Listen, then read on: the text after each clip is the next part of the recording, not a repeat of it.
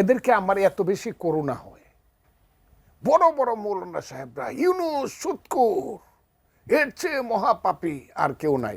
এখন আসার সময় দেখলাম সেই মৌলানা সাহেবই দোয়া করতেছে, হে আল্লাহ, নবীর পরেই যাকে স্থান দিতে হবে সেই ইউনুসের পক্ষে বলেন সবাই আলহামদুলিল্লাহ। এদের কথার এই 500 টাকা 1000 টাকা যারা মানুষের ঘরে খায়া লিল্লা খায়া যারা বড় হইয়া বড় বড় কথা বলে, এদের কথা এদের কোনো সেন্স কাজ করে বলে আমি মনে করি না। তবে আমি একটা কথা বলি, এরা হইল মোল্লা মুন্সি। মোল্লাতন্ত্র কিন্তু ইসলাম নয়, ইসলাম কিন্তু মহান। মোল্লাতন্ত্র চিরদিন ইসলামকে ছোট করেছে।